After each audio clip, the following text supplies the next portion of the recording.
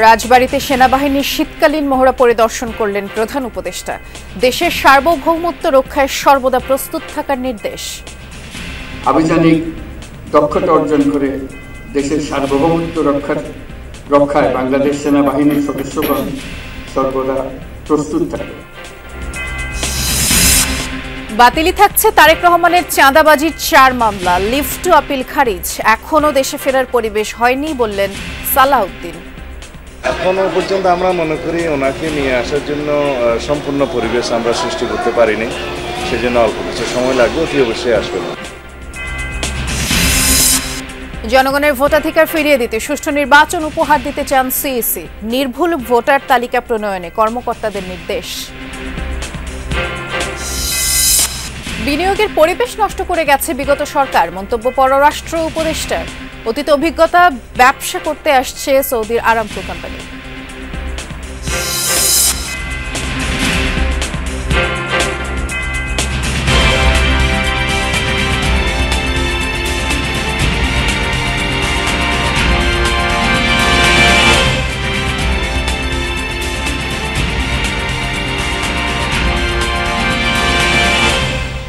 শুভেচ্ছা, যমুনা নিউজে আমন্ত্রণ জানাচ্ছি সবাইকে। নুসরাত বৃষ্টির সাথে আছি। শিরোনামগুলো শুনছিলেন।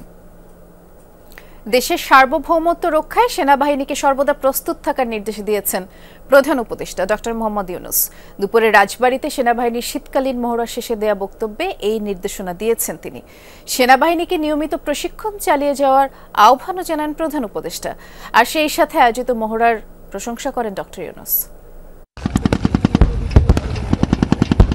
ক্ষিপ্রতা, দক্ষতা আর কৌশলের কাছে কুপকাত শত্রুপক্ষ। রাজবাড়ীতে শীতকালীন মহড়ায় সেই প্রস্তুতির প্রদর্শনী করল সেনাবাহিনীর 55 পদাতিক ব্রিগেড। সরেজমিনে উপস্থিত থেকে মহড়া পরিদর্শন করেন অন্তর্বর্তী সরকারের প্রধান উপদেষ্টা ডক্টর মোহাম্মদ ইউনূস। সাথে সেনাপ্রধান ওয়াকারুজ্জামান সহ ছিলেন 3 বাহিনীর প্রধানরা। মহড়া শেষে দেয়া ভাষণে বাহিনীর প্রস্তুতিতে সন্তোষ প্রকাশ করেন ডক্টর ইউনূস। এইরকম একটি মহড়ার আয়োজন করতে হলে অনেক পরিশ্রম, পরিকল্পনা ও সমন্বয়ের প্রয়োজন। এই মহড়া দেখে আমি বুঝতে পারছি যে এটা আয়োজনে 55 ডিভিশনের সকল সদস্য অক্লান্ত পরিশ্রম করেছেন। তাই আমি কনিষ্ঠতম সৈনিক হতে জিওসি পর্যন্ত সকল পদবীকে ধন্যবাদ দিতে চাই। প্রধান উপদেষ্টা বলেন, বাংলাদেশ সেনাবাহিনী জাতির অহংকার ও বিশ্বাসের জায়গা। তাই দেশের যে কোনো পরিস্থিতি মোকাবেলায় সেনাবাহিনীর বাস্তবসম্মত প্রশিক্ষণ চালিয়ে যেতে হবে। প্রশিক্ষণে সর্বোত্তম কল্যাণ এই মন্ত্রে উদ্বুদ্ধ হয়ে আধুনিক ও যুগোপযোগী প্রশিক্ষণের মাধ্যমে আভিযানিক দক্ষতা অর্জন করে দেশের সার্বভৌমত্ব রক্ষায় বাংলাদেশ সেনাবাহিনীর সদস্যগণ সর্বদা প্রস্তুত থাকবে। সেই লক্ষ্যে সেনা সদস্যদের প্রশিক্ষণ হতে হবে বাস্তবসম্মত। রাজবাড়ী সামরিক প্রশিক্ষণ এলাকায় 1 ঘন্টা ধরে চলে শীতকালীন এই মহড়া। এর মাধ্যমে আরও আভিযানিক দক্ষতা অর্জন করবে বাংলাদেশ সেনাবাহিনী, সেই প্রত্যাশা জ্ঞাপন করেন প্রধান উপদেষ্টা। সুমাইয়া ঐশী, যমুনা নিউজ। বিএনপির ভারপ্রাপ্ত চেয়ারম্যান তারেক রহমানের বিরুদ্ধে দায়ের করা চাঁদাবাজির 4টি মামলা বাতিল করে হাইকোর্টের রায় বহাল রেখেছেন আপিল বিভাগ। হাইকোর্টের রায়ের বিরুদ্ধে রাষ্ট্রপক্ষের দায়ের করা লিভ টু আপিল খারিজ করে বিচারপতি মোহাম্মদ আশফাকুল ইসলামের নেতৃত্বাধীন 4 বিচারপতির আপিল বেঞ্চ এই আদেশ দিয়েছেন। তারেক রহমানের আইনজীবীরা বলছেন, এই রায় প্রমাণ করে রাজনৈতিকভাবে নাজেহাল করতেই তারেক রহমানের বিরুদ্ধে একের পর এক মামলা দায়ের করা হয়েছিল।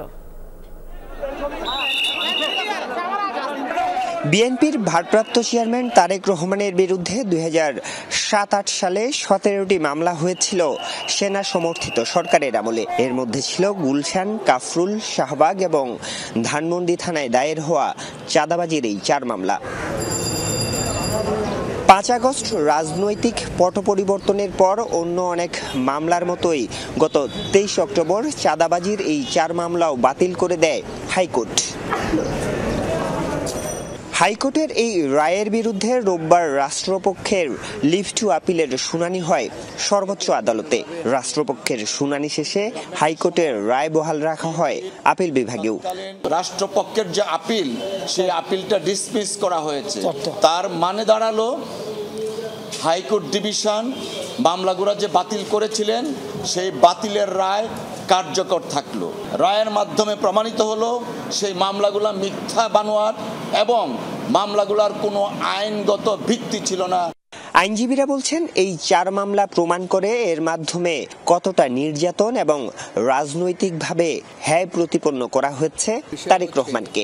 জনাব তারেক রহমান হাঁটতেও পারতেন না, তার যে পিছনের ব্যাকবোন এগুলো ভেঙে ফেলেছিল, এত টর্চার তার উপরে করা হয়েছে। যে তারেক রহমানের যত মামলাই হয়েছে সবগুলাই উদ্দেশ্যপ্রণোদিত এবং রাজনৈতিক উদ্দেশ্যপ্রণোদিত, সেই কারণে তিনি খালাস পেতে পারেন এবং আদালত আজকে 4টি মামলায় ডিসমিস করে দিয়েছে। 111 পরবর্তী এবং আওয়ামী লীগ সরকার মিলিয়ে মোট 82টি মামলা হয় তারেক রহমানের বিরুদ্ধে। তার আইনজীবীরা বলছেন আর 18 থেকে 19টি মামলা বাতিল হলেই সম্পূর্ণ মামলা মুক্ত হবেন বিএনপির ভারপ্রাপ্ত চেয়ারম্যান। তবে তার দেশে ফেরা মামলার উপর নির্ভর করছে না। 111 সরকারের প্রায় প্রত্যেকটা মামলায় বাতিল হয়ে গেছে। আর শেখ হাসিনা ওয়াজেদের সময় ওনার বিরুদ্ধে মানহানির মামলা দায়ের করা হয়েছিল 64টা ডিস্ট্রিক্টে। সেই মামলার প্রায় 36টা মামলা ইতিমধ্যে খারিজ হয়ে গেছে। এখন গোটা মিলিয়ে মানে ধরেন 18-19টার মতো মামলা আছে। 2008 সালের 11ই সেপ্টেম্বর জামিনে মুক্ত হয়ে চিকিৎসার জন্য সপরিবারে লন্ডনে যান তারেক রহমান। সেখান থেকেই নেতৃত্ব দিচ্ছেন দলকে। আরিফুর রহমান সবুজ, যমুনা নিউজ, ঢাকা। বিএনপির ভারপ্রাপ্ত চেয়ারম্যান তারেক রহমানের দেশে ফেরার জন্য এখনো উপযুক্ত পরিবেশ তৈরি হয়নি, এ কথা বলেছেন দলের স্থায়ী কমিটির সদস্য সালাউদ্দিন আহমেদ। 2 সপ্তাহের যুক্তরাজ্য সফর শেষে দুপুরে শাহজালাল আন্তর্জাতিক বিমানবন্দরে অবতরণ করে তিনি বলেছেন শিগগিরই দেশে ফিরবেন বিএনপির ভারপ্রাপ্ত চেয়ারম্যান। কেবল ধারণা নয়, নির্বাচনের সুনির্দিষ্ট রূপরেখা ঘোষণা করতেও অন্তর্বর্তী সরকারের প্রতি আহ্বান জানান সালাউদ্দিন আহমেদ। আরও বলেছেন গণতান্ত্রিক প্রক্রিয়ায় যাওয়ার জন্য জাতীয় ঐক্যের ভিত্তিতে দ্রুত নির্বাচন প্রয়োজন। নতুন রাজনৈতিক দলকে সবসময় স্বাগত জানায় বিএনপি, তবে সেটি যেন কিংস পার্টি না হয় সেই অভিপ্রায়ের কথাও জানান সালাউদ্দিন আহমেদ।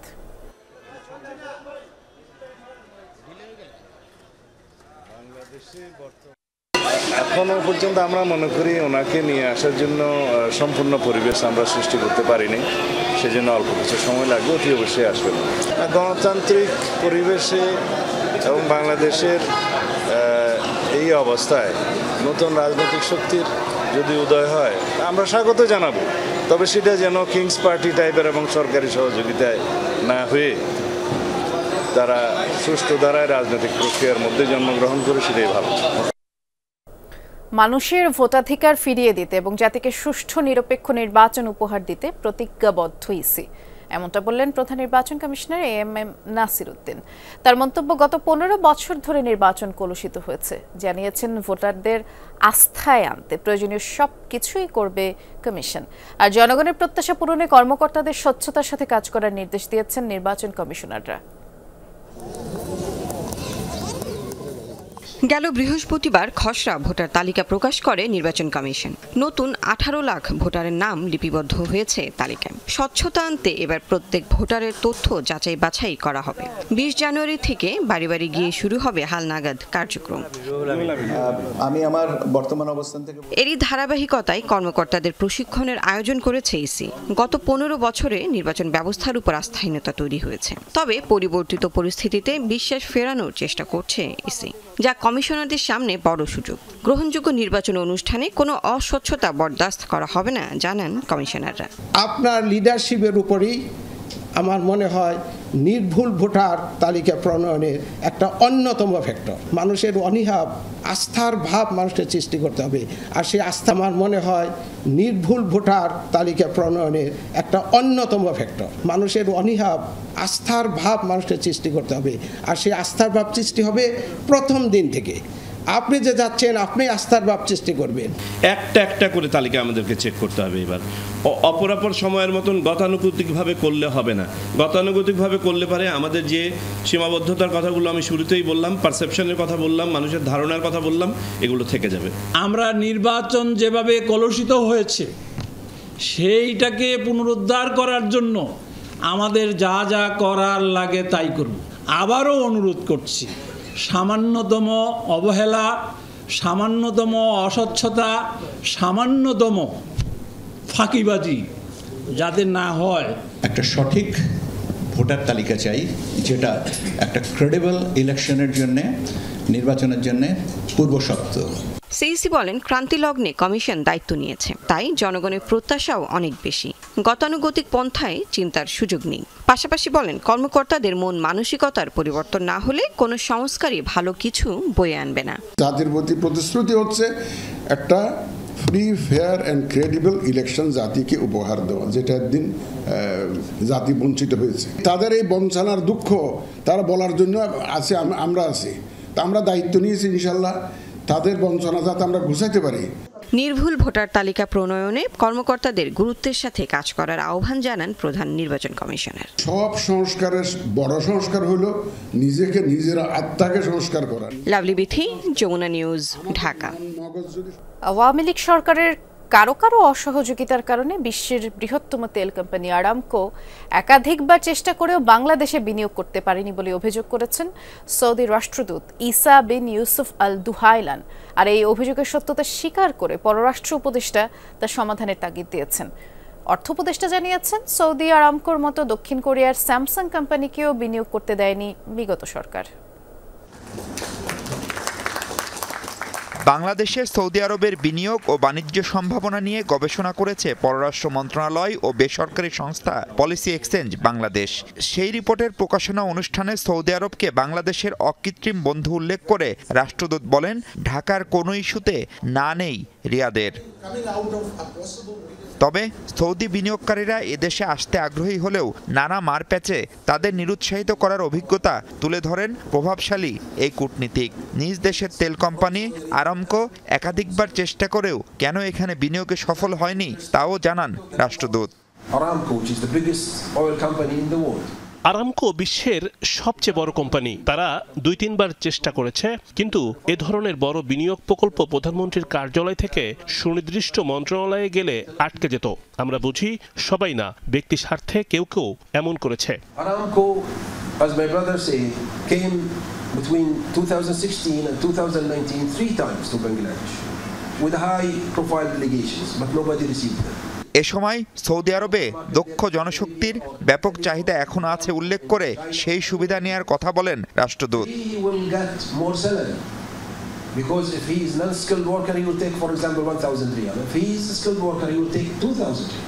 একজন অদক্ষ শ্রমিক যা বেতন পান, দক্ষ হলে তার আয় দ্বিগুণেরও বেশি হতে পারে। তাই দক্ষ মানুষ পাঠাতে পারলে বাংলাদেশের রেমিটেন্সও অনেক বেশি আসার কথা। পররাষ্ট্র উপদেষ্টাও বিনিয়োগ পরিবেশ নিয়ে সৌদি রাষ্ট্রদূতের যে অভিজ্ঞতা তা স্বীকার করে নেন। বলেন, এ অবস্থার পরিবর্তনে কাজ করছে বর্তমান সরকার।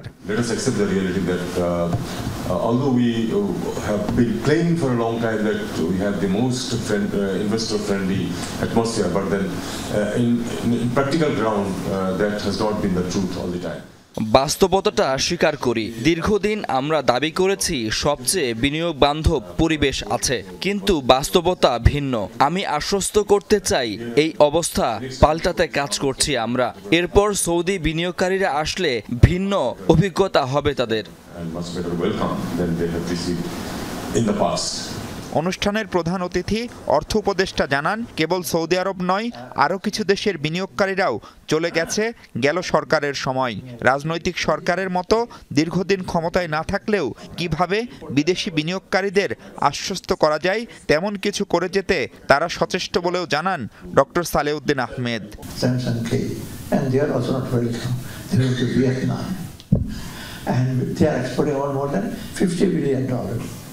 আর আমাদের দেশে স্যামসাংকে এয়ারপোর্ট থেকে তাড়িয়ে দিলেন। আরামকোর মতো ঘটনা কোরিয়ার কোম্পানি স্যামসাং এর সাথেও ঘটেছে। পরে তারা ভিয়েতনামে বিনিয়োগ করেছে। কেবল দুর্নীতি নয়, নীতিগতভাবেও অনেক ভুল ছিল তখন। এই সরকারে আমরা যারা আছি তারা বেশি দিন থাকবো না, কিন্তু ভালো কিছু কাজ করে পদচিহ্ন রেখে যেতে চাই। পররাষ্ট্র সচিব মোহাম্মদ জসিমউদ্দিন সৌদি আরবের সাথে অর্থনৈতিক সম্পর্ক বাড়ানোর কথা বলেন। সে কাজে সরকার অবকাঠামো ও সুশাসনের ক্ষেত্রে যেসব সংস্কার উদ্যোগ নিয়েছে সেগুলো সহায়ক হবে বলেও মনে করেন তিনি। মাহফুজ মিশু, যমুনা নিউজ, ঢাকা। অবশেষে 11 দিন পর খুলে দেওয়া হয়েছে আগুন লাগা সচিবালয়ের 7 নম্বর ভবনটি। সকালে ভবনটির 5ম তলা পর্যন্ত অফিস চালু হলেও ক্ষতিগ্রস্ত 6ষ্ঠ থেকে 9ম তলা এখনো বন্ধ। আর এসব ফ্লোরের কাজ শেষ হতে আরও 10-15 দিন সময় প্রয়োজন বলেই জানিয়েছেন গণপূর্ত সচিব। 7 নং ভবনের পোড়া ফ্লোর পরিদর্শনে গিয়ে গণপূর্ত সচিব আব্দুল হামিদ খান জানিয়েছেন, এখন ধোয়া মোছার কাজ চলছে আর ঠিক করা হচ্ছে পানির লাইন, কম্পিউটার কানেকশন। আগামী 10 থেকে 15 দিনের মধ্যে আগুন লাগা 4টি তলায় কাজ শুরু করা যাবে। আর শ্রম সচিব জানালেন, মারাত্মকভাবে 5টি ফ্লোর ক্ষতিগ্রস্ত হয়েছে, তবে এর মাঝেও মন্ত্রণালয়গুলোর বাইরের অফিসে কাজ চালুই ছিল। তবে যেভাবে ক্ষতি হয়েছে সে অনুযায়ী স্বাভাবিক অবস্থায় ফিরে আসতে কিছুটা সময় লাগবে। শুধু রিপেয়ার করার ইস্যু না, এখানে সেফটি ইস্যু আছে, কারণ এখানে অনেক কর্মকর্তারা বসেন, স্টাফরা বসেন, আমাদের এখানে মিটিং এ অনেক লোকজন আসে, তাদের সেফটি ইস্যুটাও কিন্তু আমাদের ভাবতে হবে। প্লাস্টার গুলো কিন্তু টোটালি অলমোস্ট আপনার ধ্বংস হয়েছে, এগুলো কিন্তু রিপেয়ার করতে আমার মনে হয় যে গণপূর্ত ইঞ্জিনিয়াররা যারা বিশেষ করে তারাই ভালো বলতে পারবেন আসলে কতদিন সময় লাগবে। তবে এটি কিন্তু যে খুব স্বল্প সময় যে এটি রিবিল করা যাবে বলে আমি মনে করি না। আজকে আমরা এটা কমপ্লিট করে দিচ্ছি, তা অফিস করতে পারবে, আর উপরেরটা আমরা শুরু করবো কাজ 10-12 দিন লাগবে সর্বোচ্চ, এর বেশি হয়তো আমরা করে দিতে পারবো ইনশাল্লাহ। পানির আমরা আজকের মধ্যে কমপ্লিট, পানি ছাড়া বাকি সব কমপ্লিট হয়ে গেছে।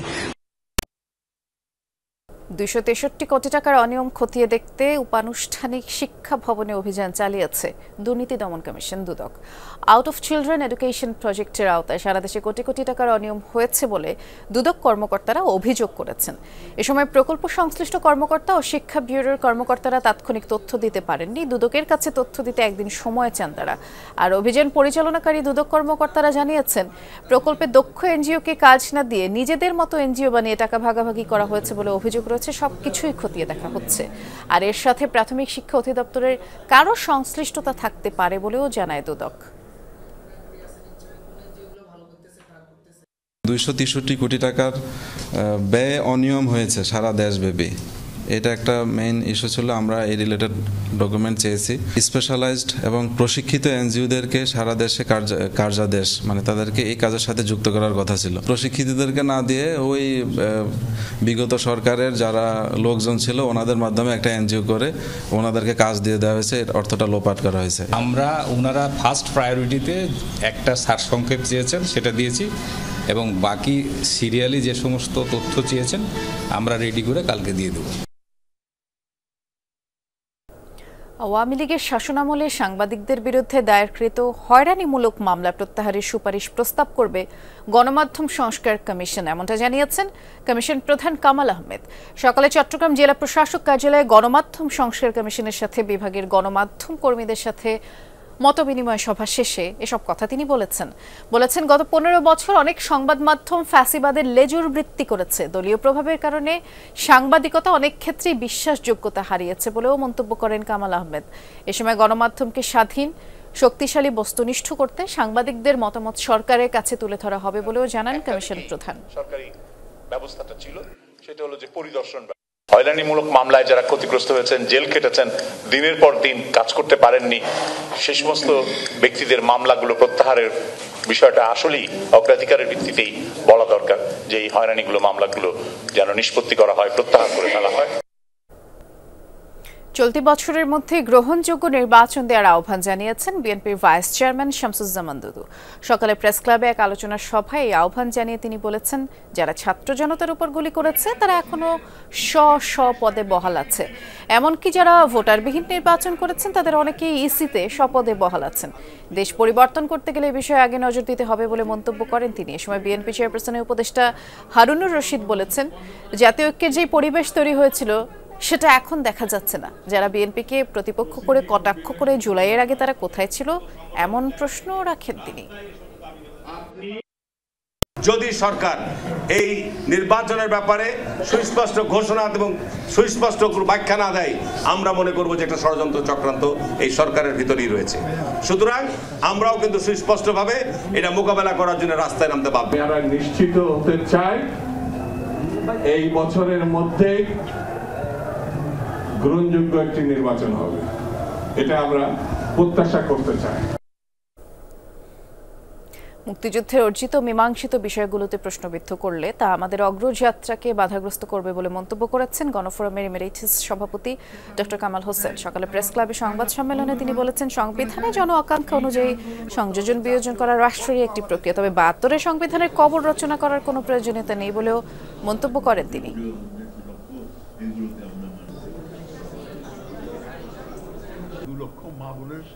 সম্ভ্রমের অর্জিত